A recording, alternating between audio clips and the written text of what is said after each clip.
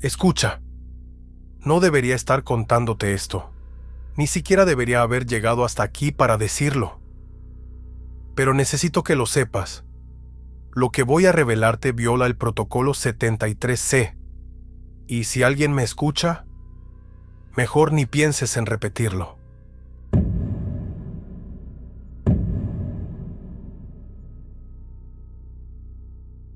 Todo empezó hace 3 años, pero no como te imaginas.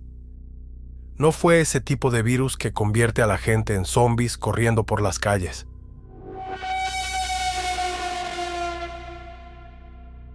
Nada tan cinematográfico. Fue mucho más sutil y mucho más aterrador. Era una noche normal de octubre cuando todo comenzó.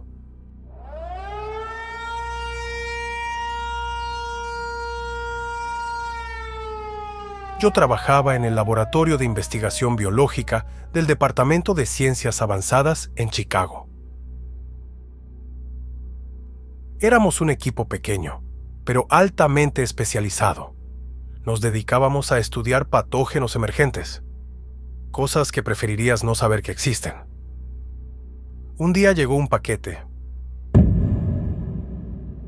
Un simple envío FedEx, sin remitente.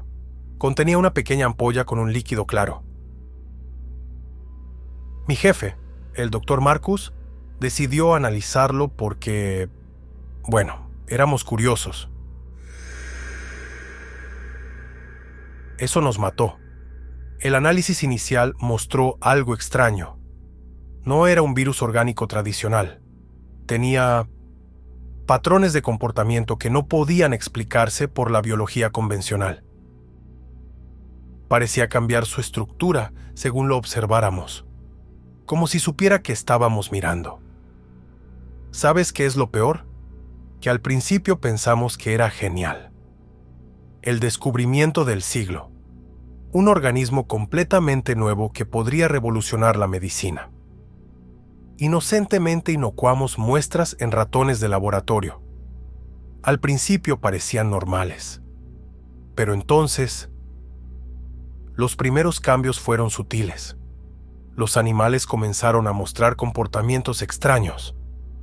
Se volvían más activos por la noche. Mostraban signos de inteligencia. Podían resolver problemas que antes no podían. Pero eso no era lo más inquietante.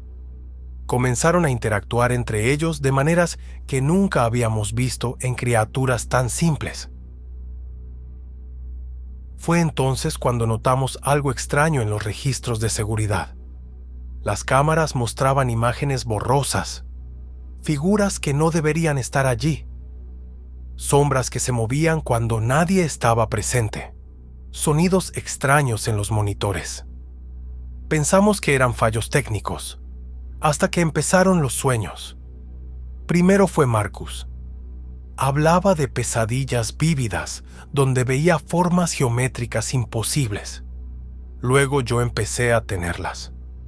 Patrones que parecían moverse incluso cuando cerrabas los ojos. Formas que se torcían en ángulos que no deberían existir. Y siempre esa sensación de ser observado, incluso cuando estás solo. Entonces ocurrió lo inevitable. Uno de los técnicos violó el protocolo. Quería impresionar a su novia. Sacó una muestra del laboratorio. Era joven, ingenuo. Creía que era solo un experimento científico. Pero eso bastó. La contaminación salió del laboratorio. La primera oleada fue silenciosa. Gente desapareciendo. Personas que simplemente dejaban de responder llamadas. Vecinos que se mudaban sin avisar. Los medios lo atribuyeron a la gentrificación o la crisis económica. Nadie sospechó nada raro. Al principio. Pero luego comenzaron los informes extraños. Testigos describían ver sombras moverse en las esquinas de sus ojos. Gente que juraba escuchar voces en idiomas que no conocían. Familias enteras reportaban encuentros con presencias en sus casas. Pero cuando los investigadores llegaban, nunca encontraban nada. Fue entonces cuando comprendimos el verdadero alcance del problema. Este no era un virus que afectaba el cuerpo físico. Atacaba algo más profundo, algo que la ciencia aún no entiende completamente. El Dr. Marcus comenzó a trabajar febrilmente. Desarrolló una teoría radical. Este organismo no era terrestre. No venía del espacio exterior en el sentido tradicional. Existía en otra dimensión, paralela a la nuestra, y había encontrado una manera de cruzar. Usaba el ADN humano como vehículo para manifestarse en nuestro plano. Las consecuencias fueron devastadoras. Las personas infectadas no mostraban síntomas físicos tradicionales. No tenían fiebre, no vomitaban, no sangraban por los ojos como en las películas. Simplemente cambiaban. Su comportamiento se volvía más predecible, más mecánico. Comenzaban a seguir patrones extraños, como si fueran controlados por algún tipo de programa. Y aquí viene lo realmente perturbador.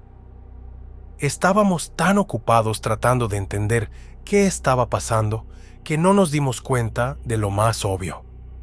Ya no estábamos solos. En nuestras reuniones siempre faltaba alguien. Los equipos de limpieza parecían diferentes.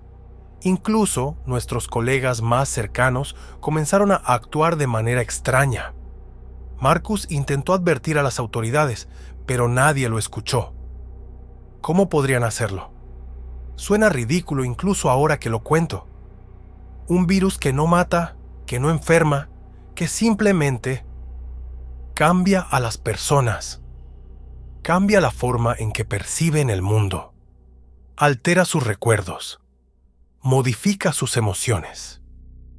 Fue entonces cuando descubrimos el verdadero propósito del virus. No era una enfermedad en el sentido tradicional. Era un vector de comunicación, una especie de interfaz entre dimensiones. Los infectados comenzaron a recibir mensajes, ideas que aparecían en sus mentes sin explicación. Pensamientos que no eran suyos. Algunos comenzaron a dibujar patrones geométricos complejos que no podían haber creado con su entrenamiento previo. Otros escribían en lenguajes desconocidos. Algunos simplemente murmuraban palabras ininteligibles durante horas. Pero lo que realmente nos asustó fue cuando comenzaron a desaparecer.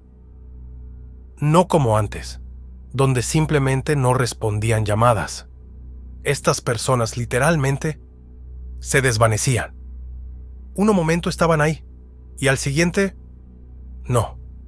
Sin huellas, sin restos, sin evidencia alguna de su existencia anterior. Marcus comenzó a registrar todo lo que podíamos encontrar. Grabaciones de video, notas escritas, muestras biológicas, todo lo que pudiera servir como prueba. Pero cuanto más recolectábamos, más nos dimos cuenta de que estábamos siendo observados. Cámaras fallaban, archivos desaparecían, documentos se borraban misteriosamente. Fue entonces cuando tomamos la decisión más difícil. Teníamos que abandonar el proyecto, pero no podíamos simplemente dejarlo ir. Necesitábamos asegurarnos de que alguien supiera lo que estaba pasando. Así que dividimos toda la información en fragmentos. La escondimos en lugares seguros. Creemos que algunos sobrevivieron. Sé que probablemente estés pensando que esto suena como una locura, pero déjame contarte algo que te hará reconsiderarlo. Hace 2 semanas recibí una llamada. Era Marcus, o al menos creí que era él. Me dijo una palabra que solo nosotros dos conocíamos.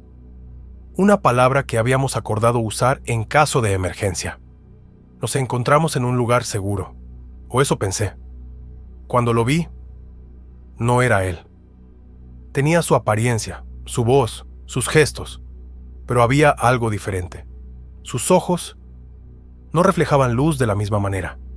Y lo que dijo después, dijo que ya era demasiado tarde, que la transición estaba completa, que ya no había humanos en Chicago, que todos habíamos sido reemplazados, que incluso yo Probablemente ya no era quien creía ser.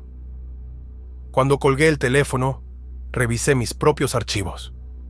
Busqué pruebas de mi propia identidad. Fotografías antiguas, documentos personales, certificados de nacimiento. Todo parecía correcto. Pero había pequeñas inconsistencias. Fechas que no concordaban. Detalles que no encajaban. Espera un momento. ¿Escuchaste eso? Tengo que terminar rápido.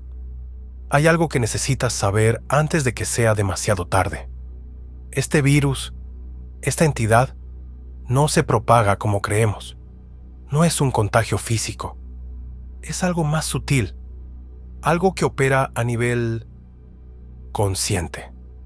Cada vez que hablamos sobre ello, cada vez que compartimos la información, estamos permitiendo que se expanda. Está utilizando nuestras propias conexiones neuronales para crecer. Nuestro cerebro es su medio de comunicación favorito. Por eso te estoy advirtiendo ahora. Si estás escuchando esto, detente. Borra esta grabación.